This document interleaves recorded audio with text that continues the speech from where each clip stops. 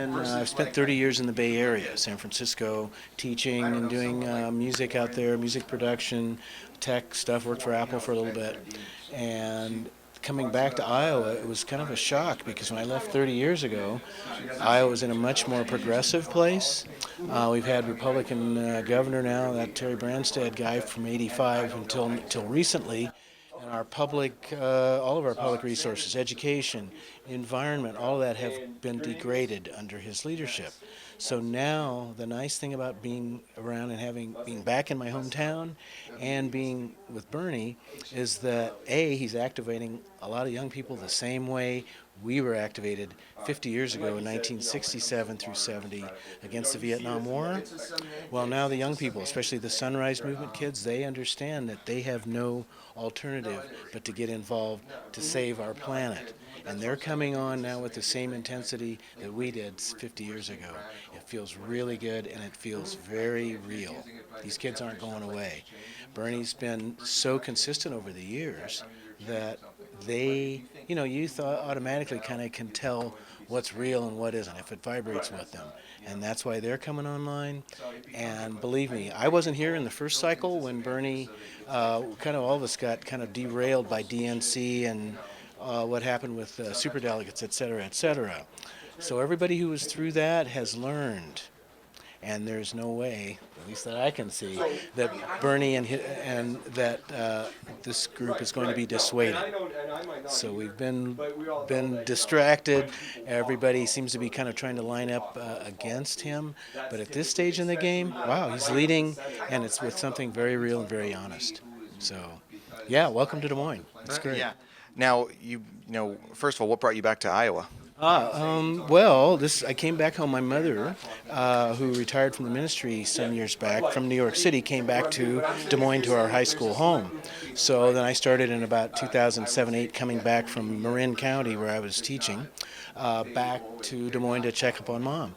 When I got here, I found out, as a teacher, I'm an educator, artist educator, that the schools here for the high school kids, middle school kids was not up to snuff. We have way too many kids not making it happen.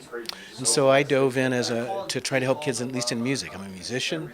There were a lot of kids who wanted to play and didn't have anybody to play with. So I started doing that some years back.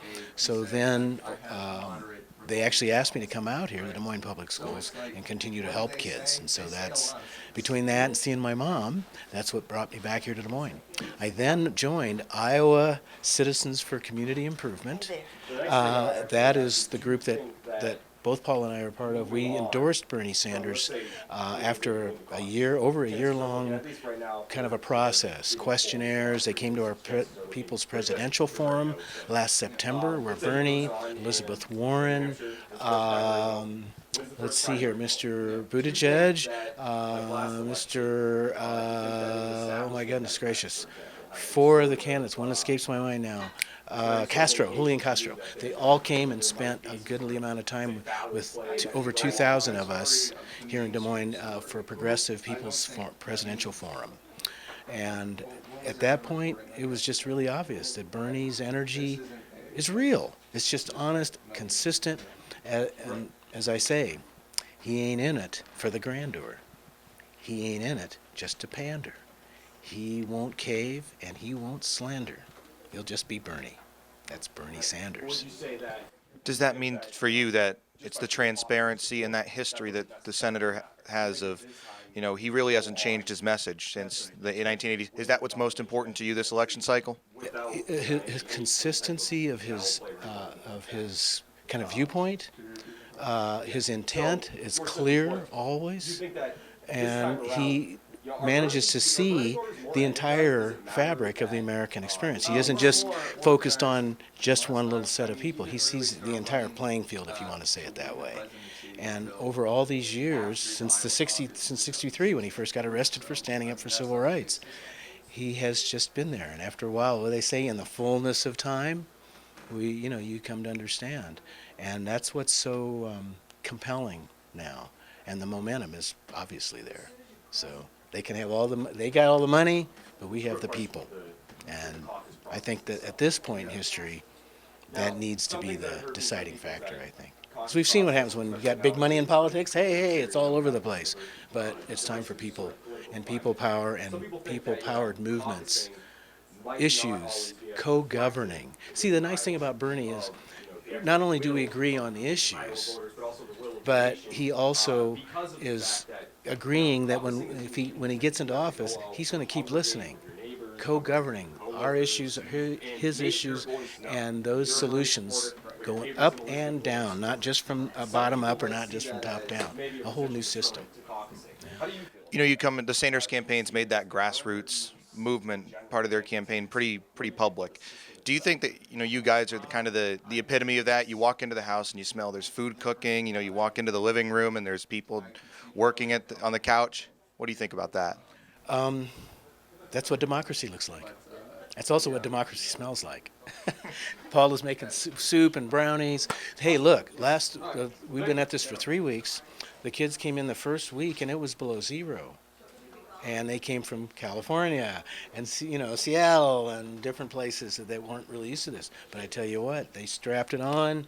They got their materials. Senya got them together, and they were out. And then they came back multiple times. That's why I say hot soup, and then they want to go out and do it again. So it's been totally inspiring to see kids from around the nation. And again, with the Sunrise Movement, I'm even getting calls from like middle school kids, man, who are very, very intent on making a change.